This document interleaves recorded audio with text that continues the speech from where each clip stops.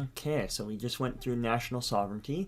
Hi everybody, Kevin Schulthies here, representing CHP. We are going through CHP's policy platform, as it were, line by line, and you can take a look yourself. I'm making comments a little bit as I need to. We just went through national sovereignty, so we went through lots of foreign issues and army and sanctions and Israel and aid and United Nations and all kinds of stuff.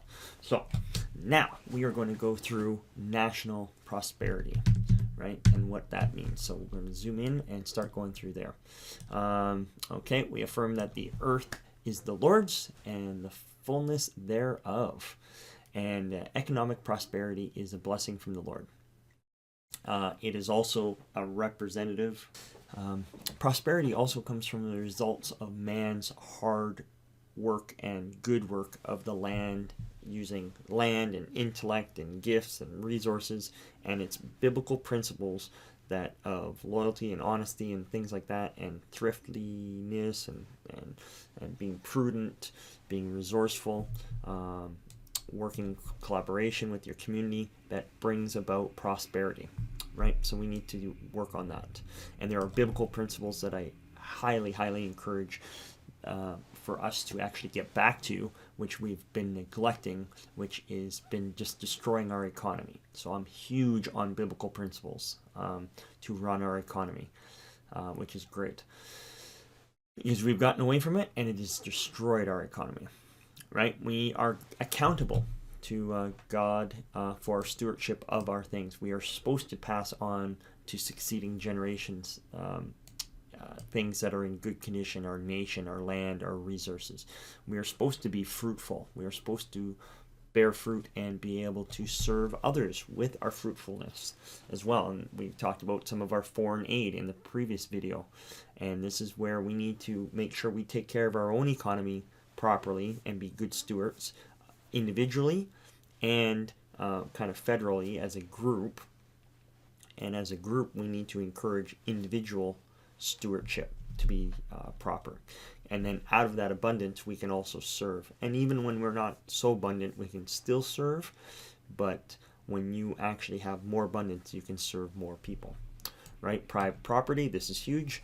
We are not supposed to dissolve private property, but we are a big proponent of it, and it is a divine right to be able to use private property and use it intellectually and use it well.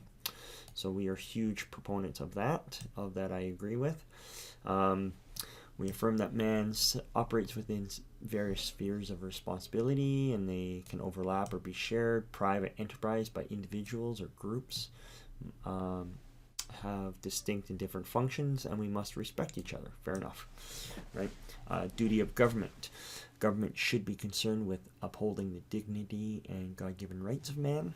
Okay, preserving general conditions through private enterprise, enforcing a code of health and safety in the workplace. Okay, government must call citizens to be aware of the need for moral and cooperating and mutual understanding, as well as social harmony and prosperity.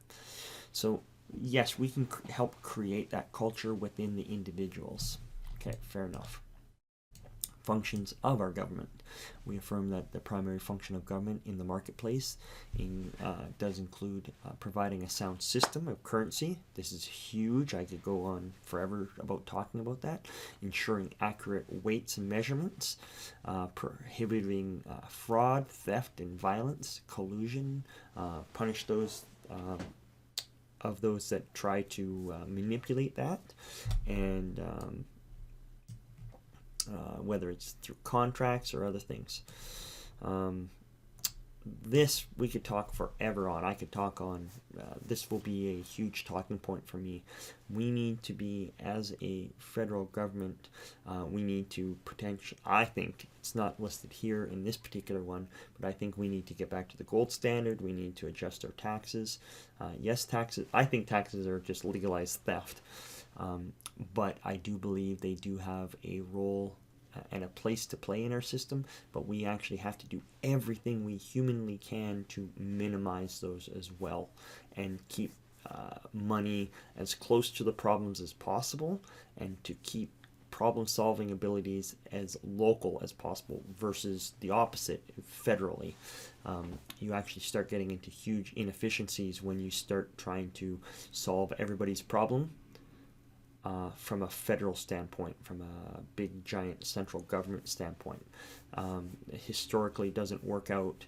Biblically, it's not encouraged, and it's a big mess and inefficient.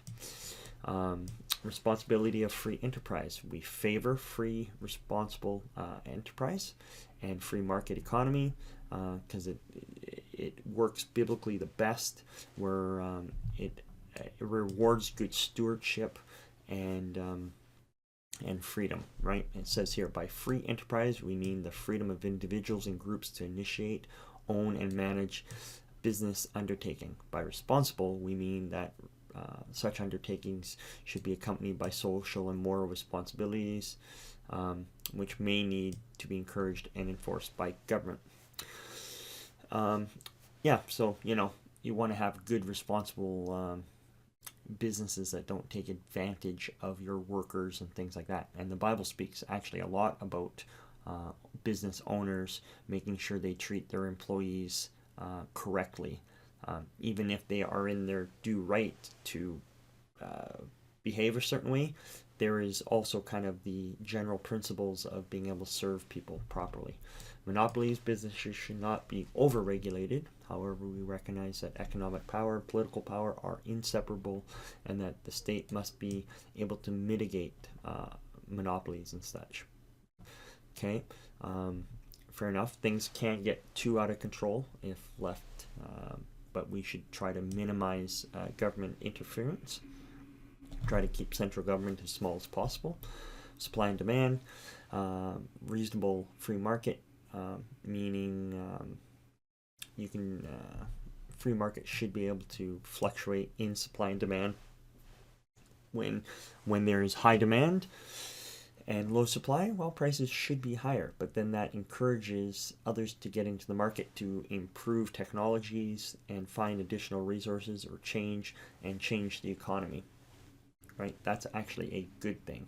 And when there's abundance and new technology comes along and there's ample supply, well, then prices should be low on that. You shouldn't have a government arbitrarily keeping prices high or low on a variety of different things. So we are highly against over-government and stepping into a bunch of industries. Privatization.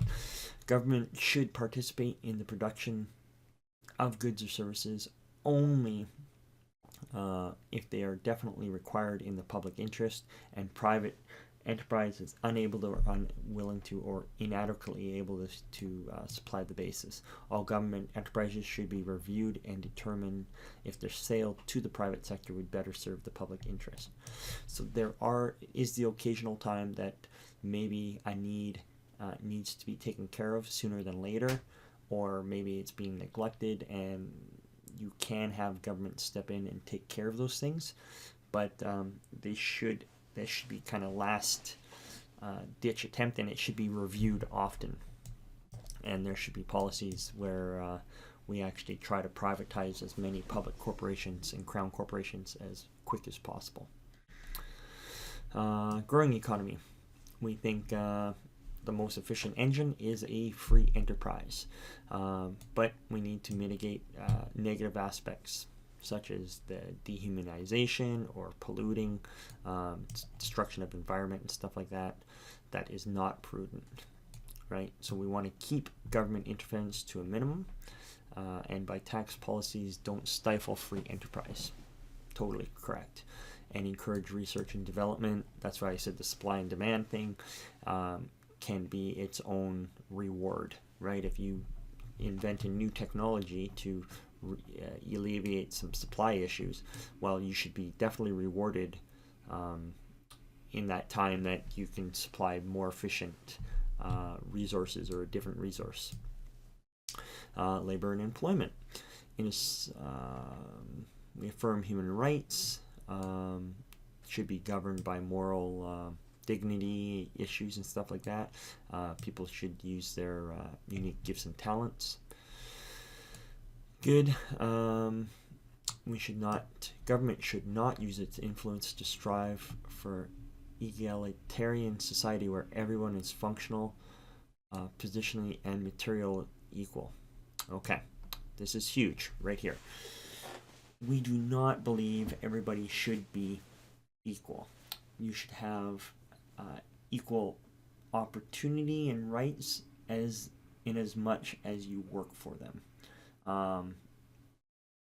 Whereas if one person pursues education or knowledge more than another and works harder, they should be rewarded differently than somebody that does not. You are not, if you're in an industry and you're not constantly learning, and your industry changes, then that's your fault. If you do not research changing cultures, changing economies, you should suffer the consequences. At the same time, if you are constantly learning about new economies, changing economies, educating yourself, doing self-directed education, things like that, constantly investing into yourself, then you should equally reap the rewards of an adjusting economy. So we do not believe in where everybody is equally the same, and those types of things are just not a good idea. Equality of opportunity. We support the principle of equal opportunity in workplaces, which has become by a society which has become educated as to the need for fairness and integration.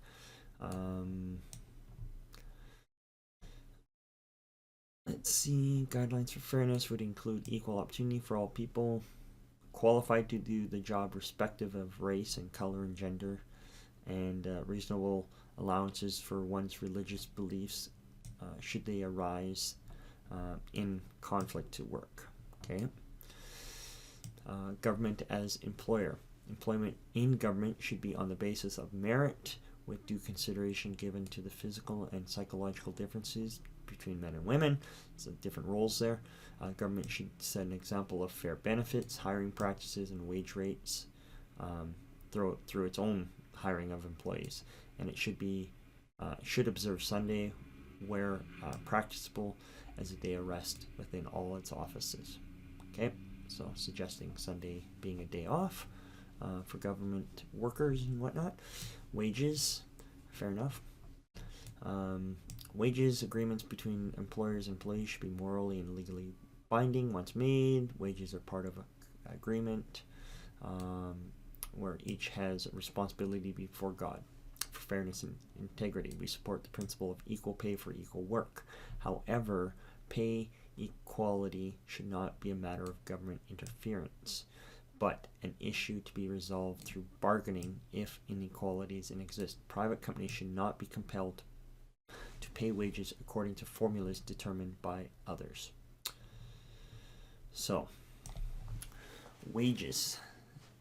Private companies should not be obligated to pay what formulas are based on other people determining what they should pay. Right? That includes minimum wages. We do not believe as a party in minimum wages. Right? Supply and demand, and unless somebody's being taken advantage of, then there's no, in a free market, there should be no real issue there. And we need to work on that. Collective giving, we favor all associations or partnerships, unincorporated businesses, trade unions, voluntary associations should render a full financial accounting to all in the association, not less frequently than annually. No member should be forced to contribute against his or her will, directly or indirectly, to any cause or interest. This does not preclude collective support of any interest by willing participants. Okay, so I read that. You can give if you want to give. Contributing to political parties, we believe that all donations to political parties should be personal, voluntary, and eligible for tax receipts. This precludes corporate giving, when such funds are taken arbitrarily from shareholders or union members. Okay. Eligible for tax receipts. I'm not a big fan of tax receipts at all. If you want to give to your party or give to your charity, I'm not a fan of tax receipts. If you give $20 to a bum, you should not get a tax receipt back. If you give $20 to a political party or a charity, you should not get a tax receipt back. That's just my opinion. Right? So if you give $20 to a street person, you should not get your money back.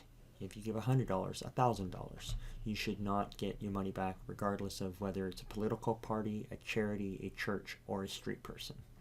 That's just my opinion. The left hand should not know what the right hand is doing, and if you give money, you give money. National Day of Rest, a weekly 24-hour period. A business closure should apply to all non-essential businesses. In respect to our Christian heritage, the day of closure should be Sunday. However, reasonable allowances should be made for those who, because of religious convictions, observe a different day. Yeah, that's interesting. I know generally that could be a good case. I don't think it's a strong platform point by any means. It could be observed when we have power to do things and observe it if we choose to, and be an example, but I don't know if we can actually force that or whatever. Okay, National Day. Labor and professional associations, volunteer. We affirm the civic right of workers to form voluntary professional associations or unions. Primary loyalty should be to the professional client or to the worker's employer. Okay. Functions of unions. The primary function of unions should be to negotiate wages and working conditions. Unions and professional associations must safeguard the dignity and liberty of their members and not pervert the function of their organization. Okay. Voluntary affiliations. We affirm the exemption from compulsory union membership should be available to those with conscious objections to avoid unfair advantages of wages and working conditions achieved through collective bargaining. The exempt individual should be obliged to contribute an amount equivalent to the union dues to the union or direct it to a charity of his or her choice. Employers, on the other hand, should not take unfair advantage of voluntary affiliations. I know in general, just on the surface, I don't know very much. I'm not a fan of the concept of unions and whatnot. They might have served a role back in the day with very little media and very little options. But nowadays, most people have options to bring media attention, public attention, internet awareness. There are a ton of different organizations and whatnot to work for. We are in Canada, and you also have, in a free market, you also have the ability to move around. So if one group or employer is not treating its employees as better as another employer, you can move around, and you have the free ability do such. And if you bring attention to the employer that's not treating you so well, they will either adjust or they will suffer the consequences, both pro and bad. And that's a free economy as well. So I'm not a big fan of unions in general, but I know very little. They do serve a purpose, and they have in the past helped out a variety of things. They've helped and hurt. But I don't have a strong opinion one way or the other. Just a surface level thought. But don't hold me on that. Okay, responsibilities of unions and business officials. Jurisdiction, labor unions. May not limit numbers of qualified candidates. Okay, collective bargaining, mutual respect between government and management and laborers. We believe that there are interests of ownership, management, and employees are mutual independent, and that the health of a individual undertaking or the economy as a whole is independent on their corporation. National prosperity and harmony is in the workplace, best served when government, labor, and management are united in the resolve to work together for the common good. That sounds good, blah blah blah, I'm not sure. Cooperative labor relationships, ongoing communication between employers and workers should be foster trust. Okay, that's just general.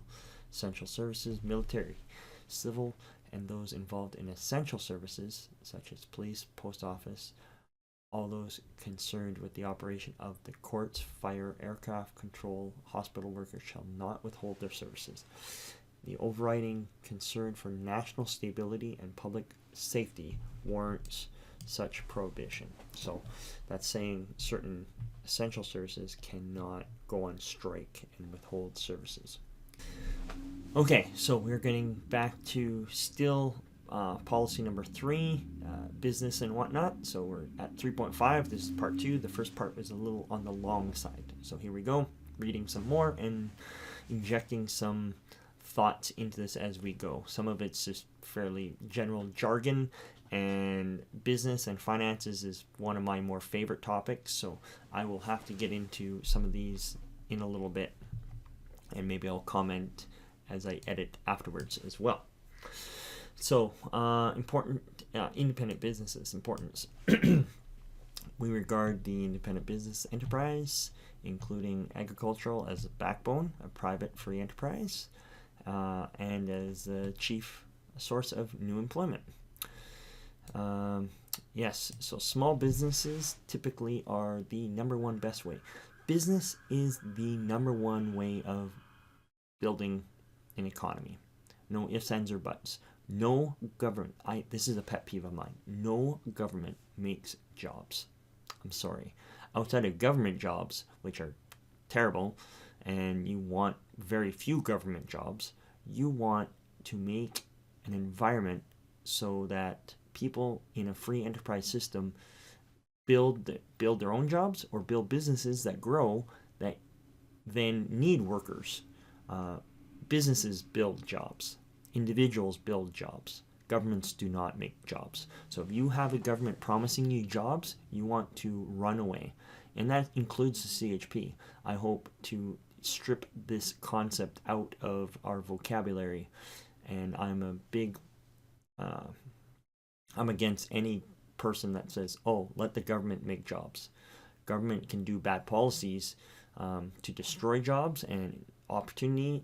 They can generate the playground and the sandbox to be able to play and create opportunities for small businesses and businesses to create jobs, but they do not create jobs themselves. So, and if any government takes credit for making jobs, they are liars. So I'm not a big fan of that. Forward planning, we should facilitate sources of grants and subsidies, long-term forward planning in anticipation of social needs and trends, and be forward-thinking, right? Whether it's technologies, and just be future-orientated. The resource sector, labor, training, education, research, technologies, all those things, we need to be very future-focused, right? That's where our attention needs to be. Corporate ownership, in recognition that the fact that Canada has already a high proportion of industry under foreign control, we affirm the right of government to control the sales of Canadian businesses to foreign interests. We believe that the expansion of corporations through mergers and holding companies often form covetousness, which long-term may kind of bend national economies to the will of a few private individuals or foreign powers. We favor permissible levels of foreign ownership. Mergers need to be looked at. Be careful. Okay. Fair enough. I don't really have a thought one way or the other. Businesses tied to multinational and slated for closure or major reductions in production should be subject to government approval or sale to Canadian interests. interesting. Bankruptcies. In the event of bankruptcies, workers' wages owing should have first claim. Okay, that's interesting. Versus other owners, so workers, we're saying, should be taken care of first instead of last, right, or near the bottom. Advertising, code of conduct should express our values and not be deemed offensive or explicit. Okay. Regional expansion mandates, federal government should serve as facilitator and bring provincial authorities in line with long-term national goals, and making the latest government sponsored. Okay, interesting. Invalid obligations. We affirm that the primary function of government is to not provide grants and devise grant-related programs to create temporary employment or assume the role of job creator and employer. Any government involvement must proceed with due consideration for long-term economic benefits. So that's what I was saying before. We got to be careful about getting too involved in creating jobs. That's not our job as a government. Some people think their government, it is their job. Differences of opinion. Government must practice impartiality and not overtly or covertly do regional disparity, anywhere from taxation to manufacturing or trading advantages, favoring one province over another, things like that. We gotta be somewhat removed. Awarding federal contracts, primary consideration be given those that bid of least cost to the Canadian taxpayer, the quality, reliability. However, regional disparity should also be a major consideration, so we need to be careful about that. Where economical feasible, there should be fair regional distribution of public employees. So if you're going to have federal government work, you should try to have it distributed across federal, which is interesting because nowadays you can do a lot of work remotely. There's very little that needs to be done that you can't do without even video calls and meetings and stuff like that. Interprovincial free trade should encourage interprovincial free trade by removing any internal barriers and discrimination between the provinces, rates and things like that. I think there's even issues with some guy who's taking it to federal court about buying beer in Quebec and bringing it to Nova Scotia, and that was like a big no-no. Like, he's getting in trouble for it, and he's challenging that. Which, I'm like, that just seems weird. Northern development, we recognize the challenges and conditions of the Northern Territories, but we need to defend, and there's prosperity, and we need to develop policies that protect that, and also create opportunities also. Industry, trade, and commerce, government. We should try to encourage foreign trade. Okay, government should promote Canadian businesses at foreign trade shows, make business communities aware of Canadians, and use our statistics to back that. Yeah, fair enough. National self-sufficiency,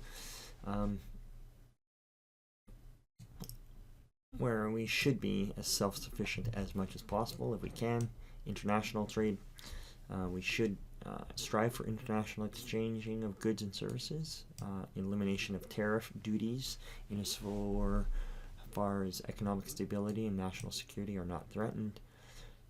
Tariff Review Board should monitor major economic factors and unfair competition practices and things like that.